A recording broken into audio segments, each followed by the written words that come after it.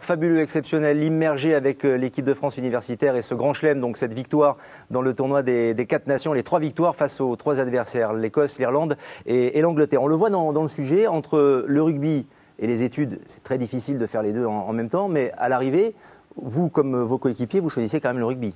C'est le rugby qui est prioritaire. C'est une passion avant tout, donc c'est sûr que pour tout le monde, si on peut en faire notre métier, c'est ce qu'on aimerait. Ouais. Comment vous arrivez quand même à être sérieux dans les deux, vous c'est ce que vous faites, mais au quotidien à pouvoir répondre aux attentes d'un entraînement professionnel et tout ce que ça exige, et puis en même temps les cours, les examens? Les cours, c'est sûr que c'est pas facile parce que moi personnellement, j'ai surtout la tête au rugby très souvent. Ouais. Après, quand j'ai cours, il faut y aller. Et voilà, j'ai des horaires aménagés qui me permettent de faire mon DUT en 3 ans et donc d'avoir beaucoup plus de temps pour le rugby.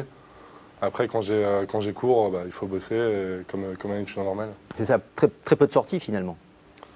Un petit peu quand même. Oui, j'ai bien vu sur votre visage qu'il arrive à s'aménager quelques plages de loisirs. Il va vous servir à quoi votre DUT de génie civil si vous embrassez une carrière comme celle de Mathieu Blin ou autre? Il me servira pour après, si jamais j'ai la chance de suivre les carrières de Mathieu par exemple. C'est vrai que ça me servira pour derrière. Moi j'espère faire une licence l'année prochaine. Et après si j'ai l'opportunité de devenir pro, je pense que je m'arrêterai. Mais c'est sûr que pour après, ce sera toujours un bon bagage. Cette réflexion d'Alexandre qui est très intéressante et qui est une réflexion en fait qui est assez générale dans le rugby aujourd'hui, Mathieu Blin, on ne la retrouve pas forcément dans les autres sports. Je pense parmi les sports les plus populaires au foot par exemple.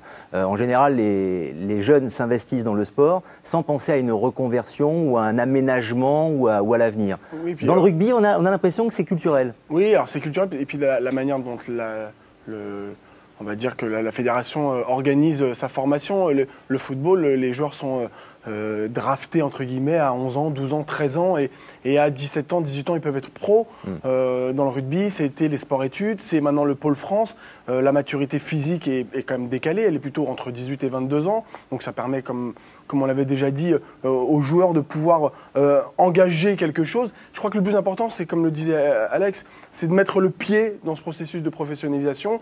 Effectivement, si pendant après 8 ans ou 10 ans on est professionnel, ça sert à rien. Le DUT, le DUG, la licence, la maîtrise ne sert à rien au sens propre du terme, mais il vous a mis le pied lorsque vous faites un bilan de compétences à 27 ans, 28 ans, et lorsque vous réentamez la mise à niveau à 30 ans ou à 32 ans, de pouvoir vous épanouir et de ne pas tout complètement exploser après avoir vécu 10 ans complètement extraordinaires, mais parallèles à la vraie vie. Ouais. Et puis c'est pas consanguin, ça permet de voir autre chose aussi que le rugby ou le sport de haut niveau. Comme vous d'ailleurs, et on le voit avec votre carrière et votre polyvalence, votre ouverture d'esprit, vous vous intéressez à d'autres choses. C'est pas tout le temps rugby, même si c'est votre passion. Benoît Guyot disait très bien, qui joue maintenant à Biarritz, qui était au Stade Français, c'était d'être au contact de gens qui font d'autres choses. Et évidemment, ça rend un petit peu plus intelligent. Alors, je vais vous poser la question, Alexandre, dans un instant. Quelle est la différence entre l'équipe de France universitaire et le rugby en club, par exemple? Mais on a d'abord posé la question, et c'est Adrien Toubiana qui s'en est chargé, cette question à vos coéquipiers. C'est différent parce qu'on ne joue pas avec des personnes qu'on connaît forcément, quoi. On se retrouve, on est partout en France. Pour la plupart, on est en train d'intégrer des effectifs professionnels. Il y a quand même beaucoup de pression, beaucoup d'intérêts financiers. Et quand on est avec FranceU, justement, il n'y a pas toutes ces choses autour du rugby. Je prends beaucoup de plaisir.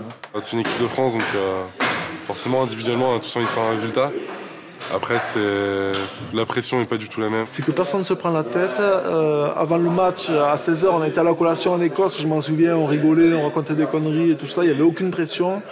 On est arrivé au match et là, c'était très sérieux, et tout le monde voulait défoncer, on va dire, les Écossais. Je vais pas mentir en disant que la troisième mi-temps en FranceU est aussi réputée. Donc je pense qu'on a vraiment envie de vivre ça à fond et il faut prendre ce qu'on nous donne. Voilà. Au global, hormis le prestige évidemment, parce que jouer à haut niveau en top 14, c'est quand même quelque chose, et puis avec un club sur toute une saison, c'est quand même intéressant. Mais au global, c'est quoi le plus sympa? FranceU ou le club? Moi, je dirais FranceU pour le peu, pour ce que j'en ai vécu par rapport au peu que j'ai vécu avec les pros. Ouais. Mais c'est vrai que c'est une super Par rapport à ce que disent vos coéquipiers, pour l'ambiance, pour ouais, voilà, le côté c'est un peu copain. tout ce qui a été dit, c'est l'ambiance, c'est pas les mêmes matchs parce qu'il y a pas c'est pas du tout la même pression que sur un championnat où on a la pression du résultat. Là, c'est vraiment, on joue entre copains, surtout que C'est moi, plus détendu même s'il y a un enjeu, c'est ça en fait. voilà, hein. c'est beaucoup plus détendu. Et puis c'est le plaisir de retrouver. Moi, là, j'ai joué avec des mecs avec qui j'ai joué, avec qui j'avais pas joué depuis un moment. Et c'est le plaisir de les retrouver sur le terrain, de jouer vraiment à haut niveau et de se faire plaisir sur le terrain. Quel regard portent les pros comme vous sur ce jeune petit de 2,05 m? Ce jeune petit de 2,05 m, moi évidemment, énormément de Comment il est respect. considéré au club, vous, mais au club globalement, enfin, quel est le regard des autres Déjà, le club, professionnels la structure club met beaucoup d'attention et Ouais. l'encadre énormément pour lui dire que le club est derrière lui pour le faire devenir professionnel. Et en même temps, il lui laisse le temps, puisque, là, comme tu le disais, la formation, c'était sur 3 ans. Première année, beaucoup les études. Deuxième année, le mixte. Et la troisième année, plutôt 80% de rugby et la validation sur les 20% qui restent pour les études. C'est super dur de se lancer dans ça, parce qu'il faut allier les deux. Et puis, si t'es pas bon à l'étude, on dit que t'es un gros bonnet que de rugbyman. Et si t'es très bon aux études, mais que t'es pas bon au rugby, on dit que tu sers à rien. Donc, c'est quand même c'est quand même très, très, très dur.